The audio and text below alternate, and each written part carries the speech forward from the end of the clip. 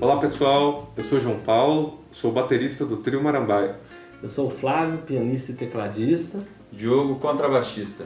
Hoje, pessoal, nós temos a ideia de trazer para vocês um trabalho em que nós vamos compartilhar os nossos 12 anos de trabalho com o Trio Marambaia. Vamos contar um pouco da nossa história, um pouco da nossa experiência nesse projeto, compartilhar com vocês algumas músicas e alguns arranjos que nós preparamos para essa apresentação. Espero que vocês gostem. Lembrando que nós estamos seguindo todos os protocolos de segurança do Comitê do Covid-19. Todos estão de máscara, o pessoal da equipe também de máscara e com álcool gel. Durante a gravação das músicas, a gente optou por fazer sem máscara, mas cada um gravou no estúdio separado, isolado, sem a presença de ninguém. A gente achou que dessa forma seria mais seguro e fluiria melhor. E aí Flavião, e aí Diogo, Trio Marambaia, 12 anos, hein? Por que será que a gente montou esse projeto? Vocês lembram?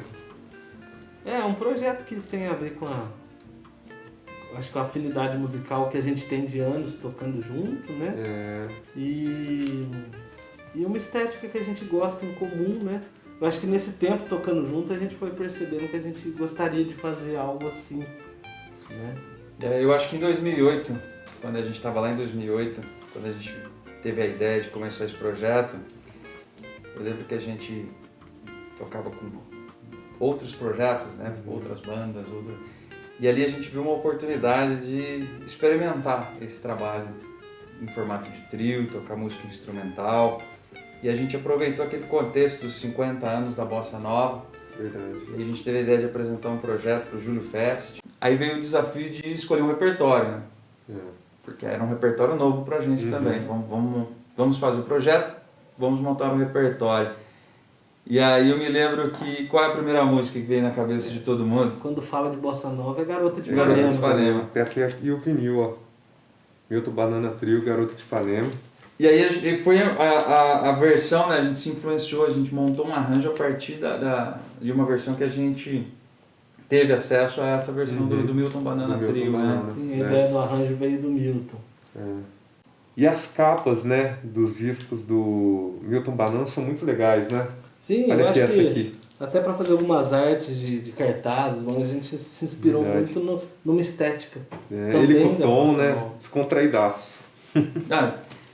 Para mostrar um livro, esse livro do Ricasso esse foi um livro muito importante da história da Bossa Nova, né? Quando eu li esse livro, e eu me lembro quando eu cheguei aqui no meio, o livro tem essa parte muito bonita, olha. Mostra essa estética da Bossa Nova. E toda vez que a gente tentou fazer os projetos dos concertos didáticos, por exemplo, lembra que a gente, os nossos slides procurava se inspirar nessa ideia, né, preto e branco, Desde o lettering, né, até um risco vermelho.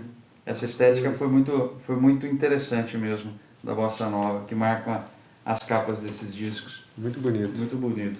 A gente elaborou o nosso arranjo, mudamos um pouco, mas um pouco acelerado, né? Uma Garota de Ipanema um pouco mais rápida do que a versão que a gente está habituado a ouvir com violão e voz, né? Mais lenta. Mas é uma versão que eu gosto muito. E tocamos muito, hein? Marcou até a nossa sempre todo primeiro ensaio, sempre toda primeira passagem de som, Garota de Ipanema. Clássico. Clássico. Virou um clássico para nós também, né?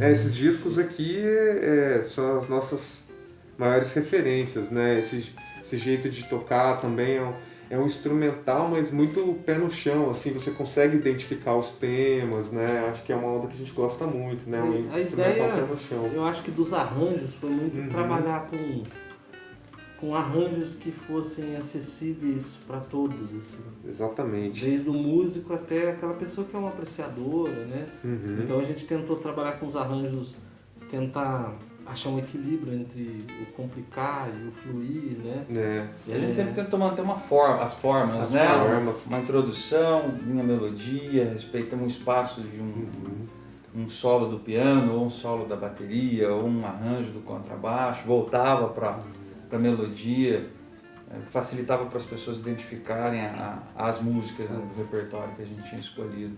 Só Danço Samba é uma que eu gosto muito também, e é um arranjo também bem influenciado pelo Milton Banana Trio, né? Ela segue ali na mesma onda do Garota, né?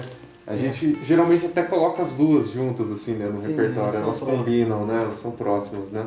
Acho que só Danço Samba ela tá dentro dessa samba, dessa bossa que o Milton Banana faz, né? Um pouquinho mais acelerada, Sim. né? Eu lembro que a gente mudou o final, né? É, Aí a gente sim. acelera. É verdade. Quase um samba enredo no final. Uhum. Ficou muito legal aquele arranjo que nós fizemos.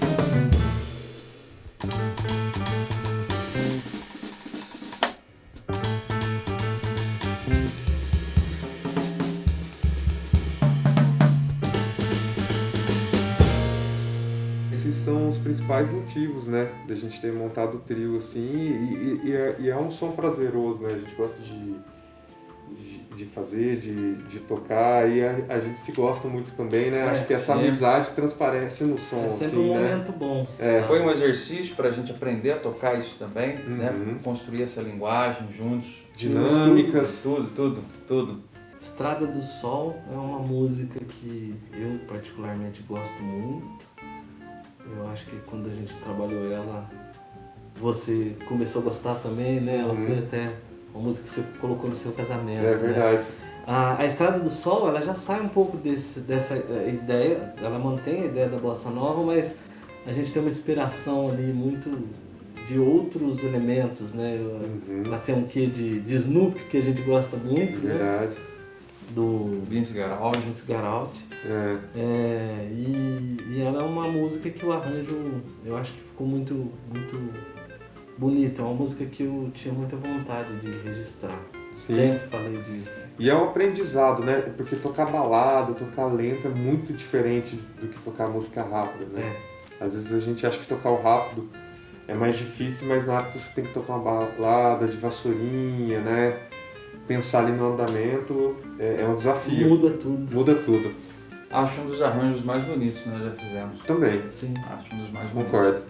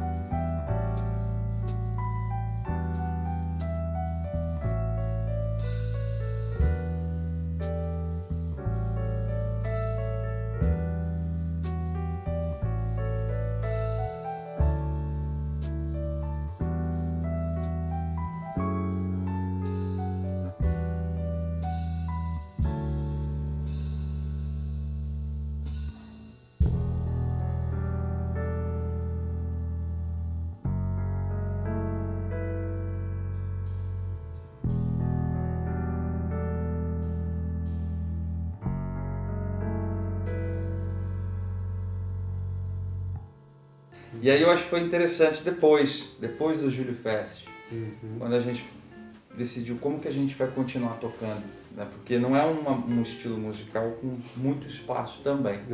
E aí a gente decidiu trabalhar com projetos, e aí a gente começou com a ideia de apresentar, foi a fase que nós nos apresentamos nos asilos. Foi muito legal, né? Uma fase experiência legal. Diferente, onde nós enxugamos os arranjos, né?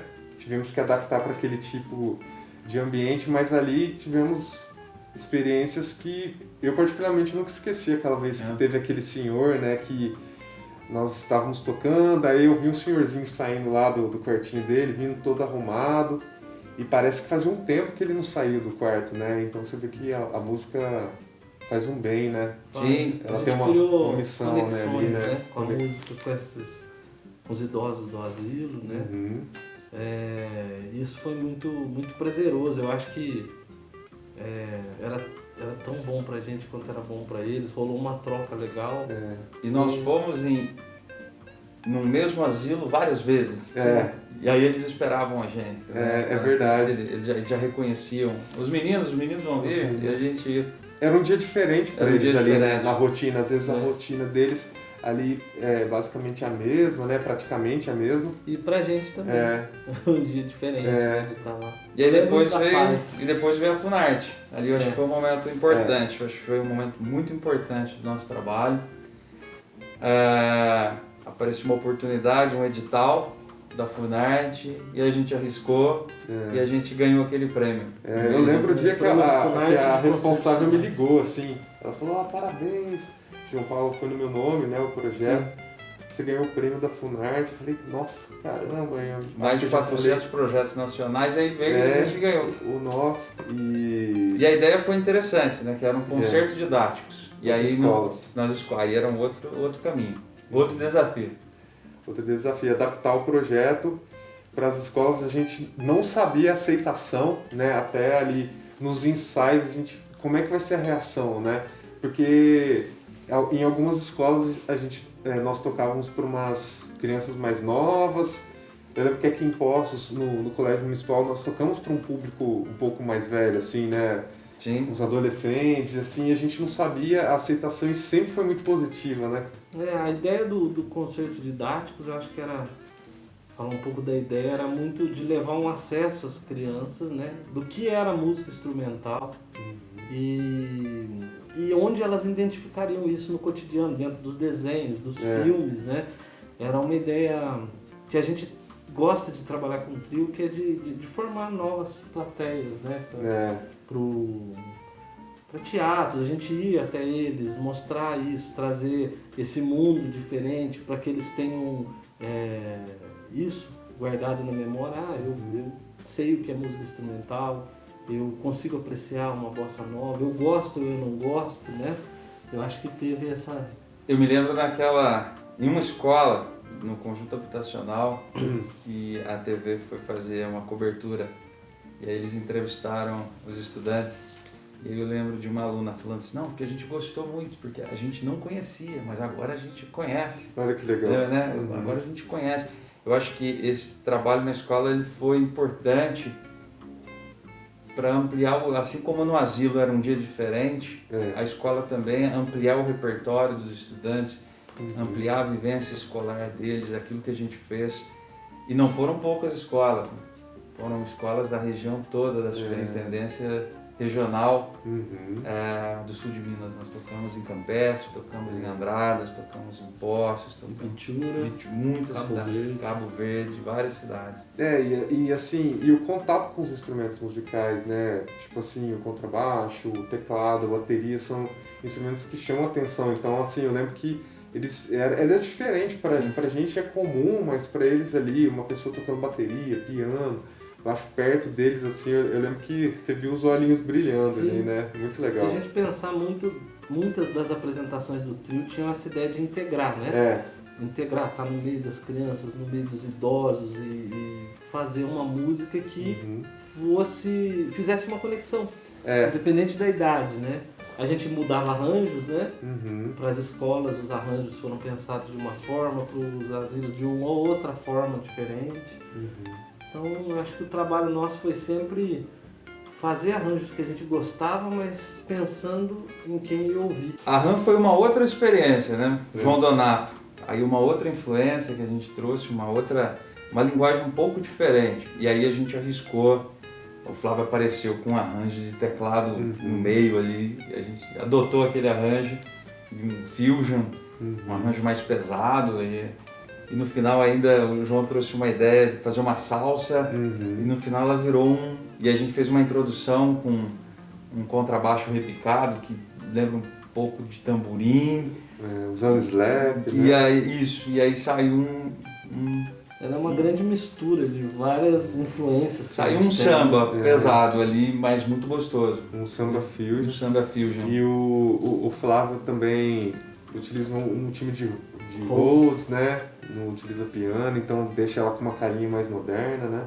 Sim. Muito legal, eu gosto muito de tocar ela. Com certeza.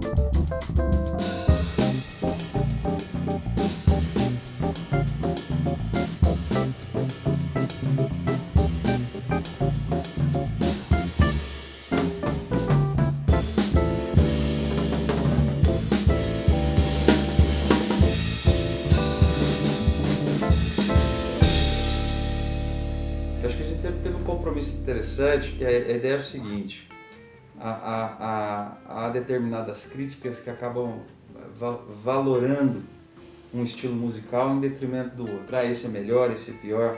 Eu acho que a escola mostrou pra gente, as escolas, que há espaço para todos os estilos. Mas o que é importante, que a gente percebeu, muitos estilos não chegam nas escolas. Eles não têm acesso. Não têm né? acesso. E esse compromisso da gente poder levar, ampliar esse repertório escolar, eu acho que foi o grande compromisso nosso. E de uma maneira simples, leve, sem forçar a barra, né? Sim, fluía, né? É. Insensatez é uma música que a nossa influência é a banda da Elisa ali, né? O Paulinho Braga, o César Camargo, o Sim. Luizão, né? Sim. Aquele samba bem pé no chão com swing, né? Ela é também uma balada, mas ela tem uma característica diferente, né? Sim. Da Estrada do Sol. Tem as células do samba ali, né?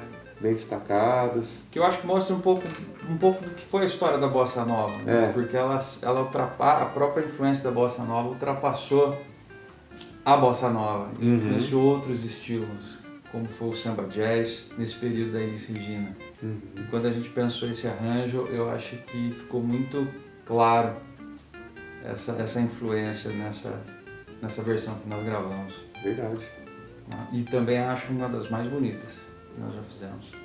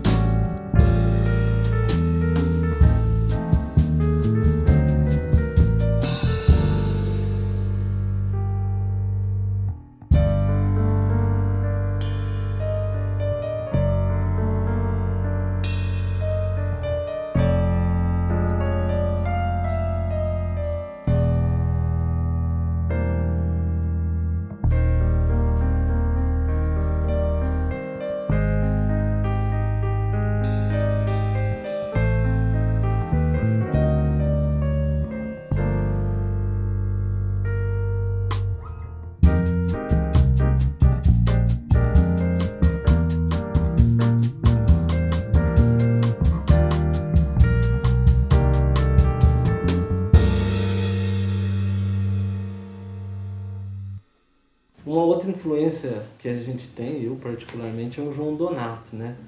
Eu acho que no arranjo do Samba de uma Nota Só tem muito uma influência do jeito de tocar, do groove do João Donato, né? Ele tem um groove característico, Bem né? dele, né? Eu acho que, falando em repertório, assim, a gente vai vendo que cada música a gente busca bebe de uma fonte, né? Dentre todas esses músicos que a gente gosta, que a gente admira, a gente vai capturando todas essas influências e transformando em arranjos, né? E eu gosto muito do trio porque, mesmo com as influências, a gente acaba não só reproduzindo os arranjos, a gente sempre coloca o nosso sotaque, né? Sim. A nossa identidade. Inclusive a gente arrisca cantar. É verdade, Nesse essa aí arranjo. tem. Essa a gente arrisca cantar, um pedacinho mas a gente canta, né? Legal demais. Muito bom.